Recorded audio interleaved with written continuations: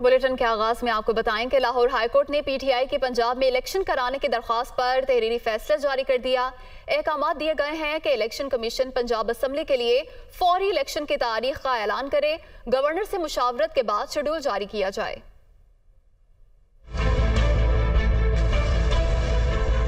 पंजाब में असेंबली की तहलील के 90 रोज के अंदर इंतखाबात कराए जाएं। लाहौर हाईकोर्ट ने इलेक्शन कमीशन को गवर्नर से मुशावरत के बाद शेड्यूल जारी करने का हुक्म दे दिया। अदालत ने तहरीक इंसाफ की दरखास्त मंजूर कर ली। जस्टिस जवाद हसन ने महफूज फैसला सुनाया। तहरीरी फैसले में कहा गया कि यकीनी बनाया जाए इलेक्शन मुकर्रर वक्त में कराए जाएं।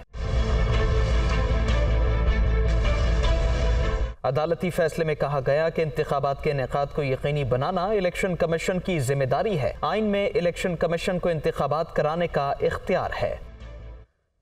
पीटीआई रहनुमा हमाद अजहर ने कहा है कि अब फैसले बंद कमरों में नहीं होंगे। निगरान हुकूमतें 64 रोज से ज्यादा इलेक्शन नहीं रोक सकती। शहबाज गिल का कहना था अदालतों ने इमरान खान और अवाम को इंसाफ दिया। वो लाहौर हाईकोर्ट के फैसले के बाद मीडिया टॉक कर रहे थे। अब फैसला बंद कमरों में नहीं, अब फैसला पाकिस्तान के वोटर करेंगे कि इस मुल्क के ऊपर कौन हुक्मरानी करेगा। यही आइन और कानून का तकाजा है, यही जमहूरी रवायात का तकाजा है। मैं कायम मुकाम जो हुकूमतें बनी हैं पंजाब में ख़ास तौर पे मैं उनको कहना चाहता हूँ 64 दिन से ज़्यादा आप इलेक्शन नहीं रोक सकते। आपकी मुद्दत 64 दिन रहेगी और आपका वाहिद काम आइन और कानून के मुताबिक इस मुल्क में इलेक्शन कराना है। इसके अलावा कि आप शफाफ इलेक्शन कराएं और इंतखाबात कराएं, आपका कोई काम नहीं है। अगर आप शफाफ इंतखाबात के ऊपर असरअंदाज होने की कोशिश करेंगे तो याद रखें कि आइन और कानून में इसकी सजाएं दर्ज हैं। तो हमें सबसे पहले ये नहीं भूलना कि अल्लाह की ज़ात के बाद इन अदालतों ने आज इमरान खान को और पाकिस्तान की आवाम को इंसाफ दिया है। देखिए, रात के 9:30 बजे आज़ाद अदलिया ने पाकिस्तान के आइन को सामने रखते हुए ये फैसला किया है कि 90 दिन के अंदर इलेक्शन होना है। इस इतवार को रात 10 बजे अगर उसके बाद इन्होंने स्केड्यूल का ऐलान किया तो ये आइन शिकनी कर चुके होंगे। चीफ ऑर्गेनाइजर मुस्लिम लीग नून मरियम नवाज आज इस्लामाबाद में वर्कर्स तंजीमी कन्वेंशन से खिताब करेंगी। कन्वेंशन में नून लीग के ओहदेदारान, चेयरमैन और टिकट होल्डर शिरकत करेंगे। मरियम नवाज साबिक वज़ीर आज़म शाहिद खाकान अब्बासी से भी मुलाकात करेंगी। वो इस्लामाबाद में मसरूफ दिन गुजारेंगी। चीफ ऑर्गेनाइजर मुस्लिम लीग नून मरियम नवाज आज इस्लामाबाद में वर्कर्स तंजीमी कन्वेंशन से खिताब करेंगी। कन्वेंशन में नून लीग के ओहदेदारान, चेयरमैन और टिकट होल्डर शिरकत करेंगे। मरियम नवाज साबिक वज़ीर आज़म शाहिद खाकान अब्बासी के घर भी जाएंगी और उनसे मुलाकात का इम्कान भी जाहिर किया गया है। मज़ीद तफसीलात जानते हैं नुमाइंदा दुनिया न्यूज़ यासिर मलिक से। यासिर, बताइएगा मरियम नवाज के इस्लामाबाद में क्या मसरूफियात होंगी?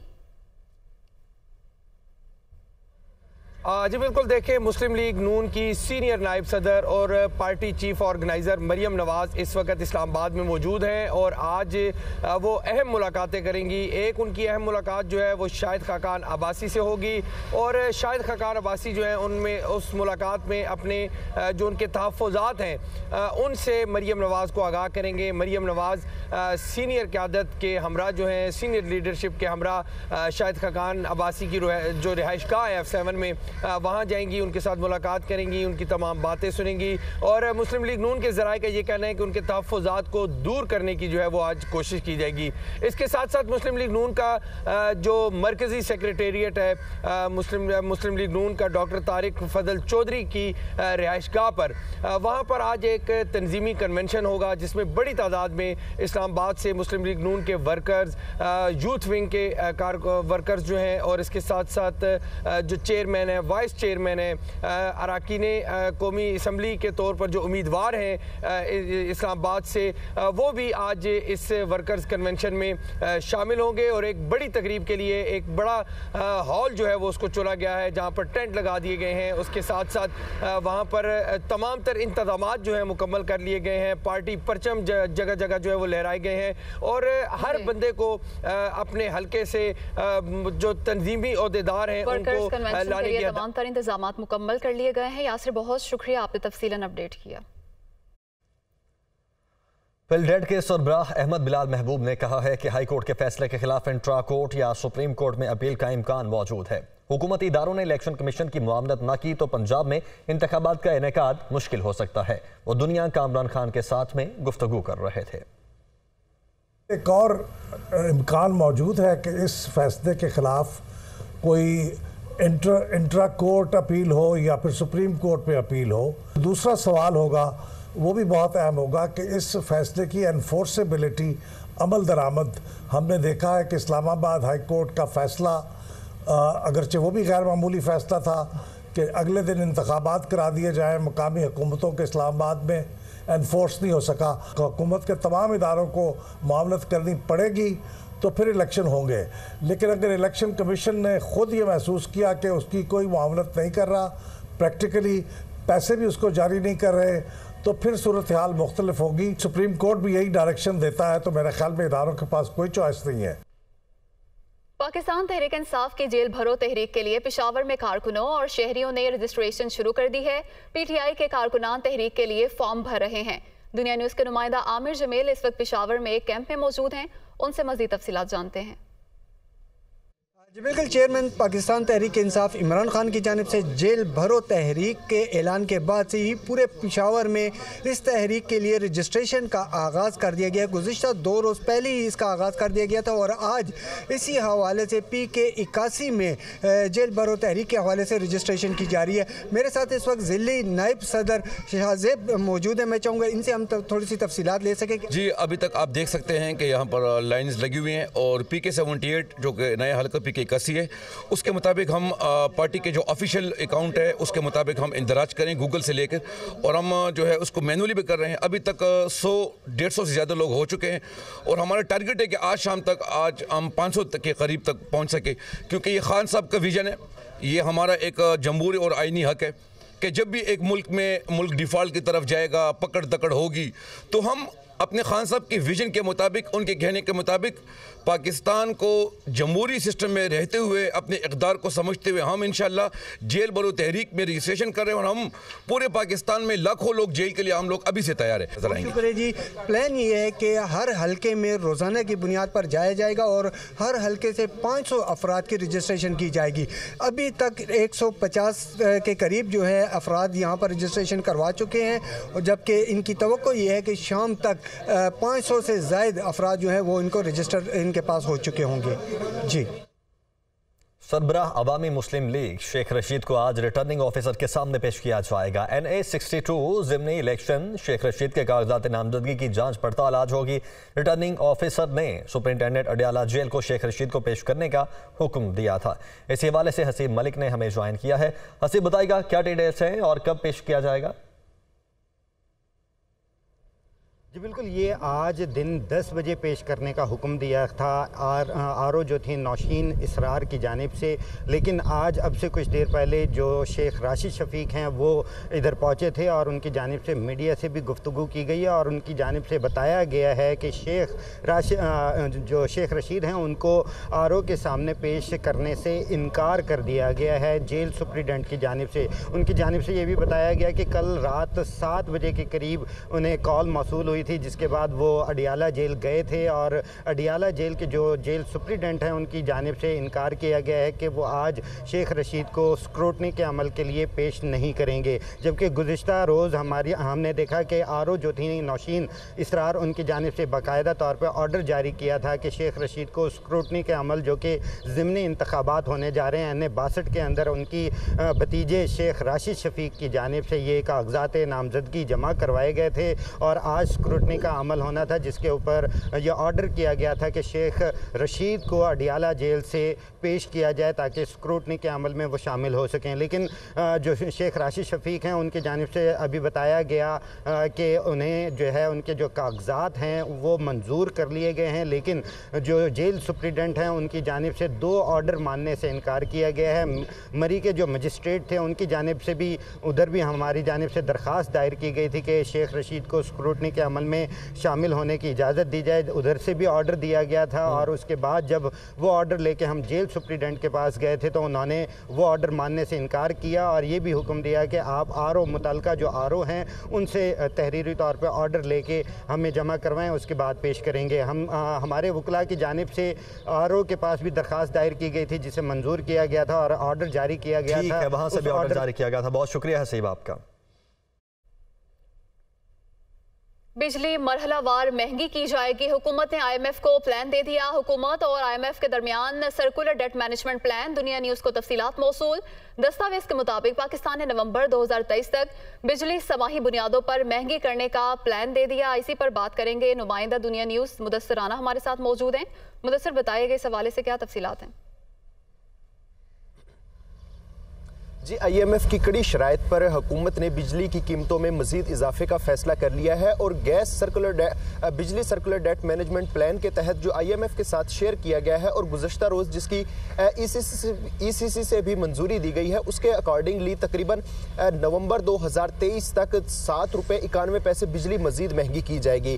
जो ये प्लान शेयर किया गया है IMF के साथ, इसमें 4 बड़ी शराइत जो है वो IMF की जानिब से शामिल की गई हैं कि सबसे पहले तो बिजली महंगी की जाएगी और अभी जो गुज़श्ता दिनों ही वज़ीर आज़म ने किसान पैकेज अनाउंस किया था और उसके तहत बिजली के नरखों पर सब्सिडी फ्राहम की जाएगी, अब वो सब्सिडी भी किसान के लिए ख़त्म कर दी जाएगी। और जो तीसरी शर्त है वो बिजली के नुकसानात कम करने की शर्त आयद की गई है IMF की जानिब से। और चौथी शर्त IMF की जानिब से ये कहा गया, IMF की जानिब से जो शर्त आयद की गई थी और जिसको मैनेजमेंट प्लान में शामिल कर लिया गया है कि बिजली की जो रिकवरी है वो तमाम तकसीम कार कंपनियाँ उसको 90% तक लेके जाएंगी। जो दस्तावेज मौसूल हुई हैं उनके मुताबिक 4 तिमाहियों में बिजली की कीमत में 7 रुपये 91 पैसे का इजाफा किया जाएगा। अगले माह मार्च तक 3 रुपये 21 पैसे फी यूनिट महंगी कर दी जाएगी और फिर उससे जो दूसरी तिमाही होगी उसके दौरान 0.69 पैसे बिजली की कीमत में मजीद इजाफा किया जाएगा। तीसरी जो तिमाही होगी अक्टूबर से नवंबर तक, उसके दौरान बिजली की कीमत में 1 रुपये 98 पैसे का इजाफा किया जाएगा। शुक्रिया मुदस्सिर राना, आपने तफसीलन अपडेट किया। Welcome back. पाकिस्तान तहरीक इंसाफ के चेयरमैन इमरान खान ने जेल भरो तहरीक के लिए 4 लाख कारकुनों की गिरफ्तारियों का टास्क दे दिया। PTI के कारकुन अपने कायद की कॉल पर लब्बैक किस तरह कहेंगे, इसके जवाब का तो सभी को इंतजार है, मगर इससे पहले एक जायजा लेते हैं कि जेल भरो तहरीक है क्या, खिते में ऐसी तहरीकें कब कब चली, किस तरह के अंजाम को पहुंची और क्या नताइज हासिल कर सकें। ब्यूरो चीफ इस्लामाबाद अदील वड़ाइश की खुसूसी रिपोर्ट देखिए। तैयारी कर लें, हमने जेल भरो तहरीक करनी है।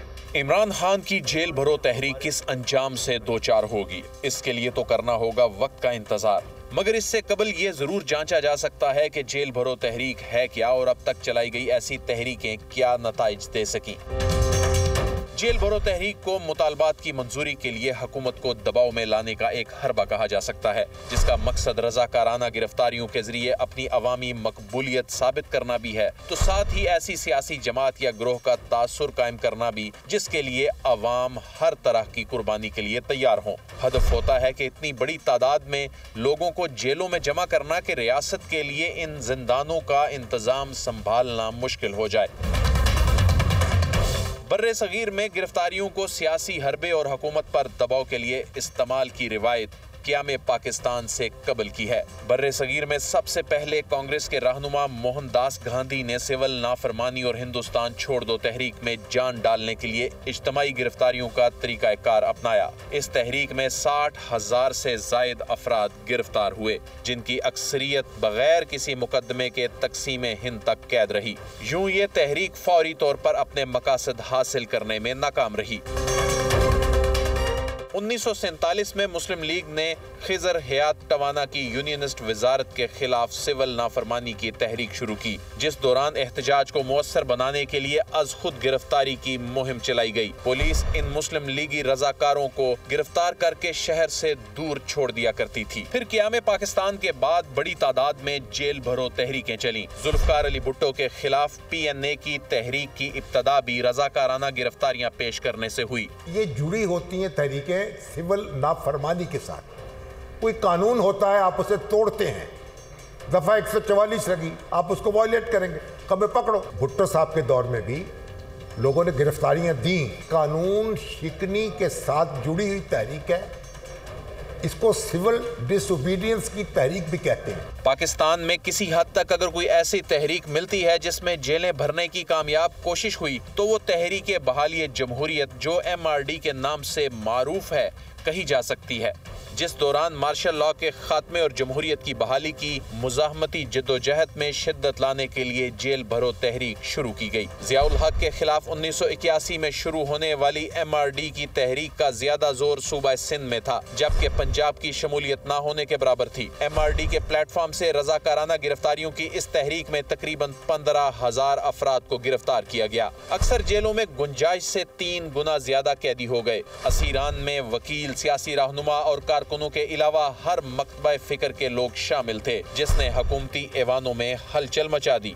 1986 में MRD के प्लेटफॉर्म से जिया हुकूमत के खिलाफ दूसरी मर्तबा जेल भरो तहरीक शुरू हुई, जिसे कोड़ों और तशद्दुद से दबाया गया। ये तहरीक जियाउल हक के इक़्तिदार के खात्मे में तो नाकाम रही, मगर इस आमराना दौर को अवामी तौर पर गैर मकबूल जरूर कर गई। 1994 में महाजर कौमी मूवमेंट के प्लेटफॉर्म से जेल भरो तहरीक का आगाज किया गया, जिसमें बुनियादी मुतालबा कराची में पार्टी के खिलाफ ऑपरेशन को खत्म किया जाना था। 18 नवंबर 2004 को जमात इस्लामी के अमीर काजी हुसैन अहमद ने वार्निंग दी कि अगर हुकूमत ने उनकी जमात की 28 नवंबर की मुशर्रफ की वर्दी न उतारने के ऐलान के खिलाफ रैली में रुकावट डाली तो जेल भरो तहरीक शुरू कर दी जाएगी। 6 नवंबर 2007 को खैबर पख्तूनख्वा के वकीलों ने मुल्क में इमरजेंसी के खात्मे और आइन और चीफ जस्टिस इफ्तिखार मोहम्मद चौधरी की बहाली के लिए जेल भरो तहरीक का ऐलान किया। 13 नवंबर 2007 को पीपल्स पार्टी, अवामी नेशनल पार्टी, जमात इस्लामी और दीगर जमातों की जानिब से इमरजेंसी और मोहतरमा बेनजीर भुट्टो की नजरबंदी के खिलाफ एहतजाज किया।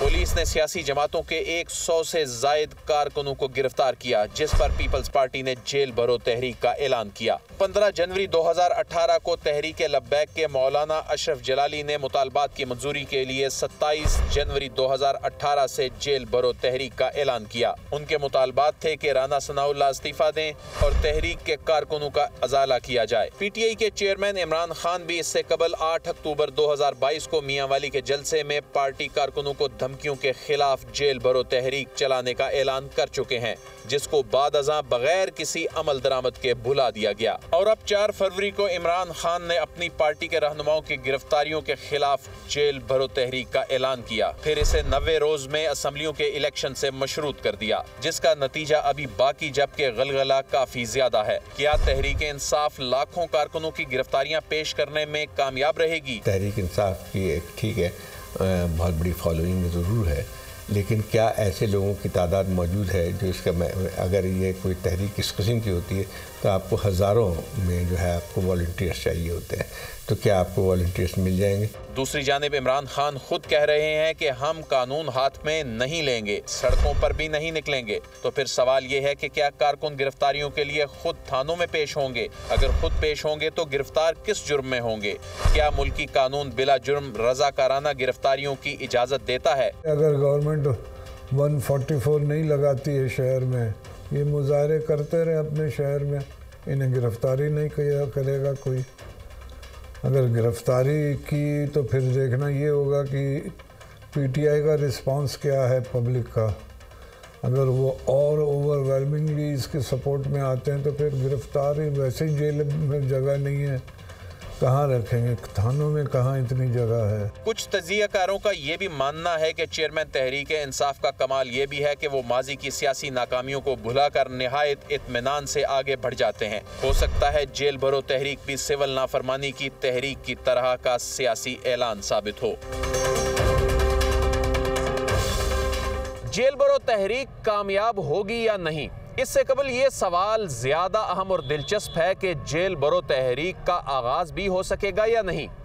कुछ सियासी पंडितों के ख्याल में हुकूमत पर दबाव डालने के लिए ऐलान करदा ये तहरीक खुद तहरीक इंसाफ के लिए दर्दे सर नजर आती है कि इसका कामयाब आगाज कब और कैसे करना है।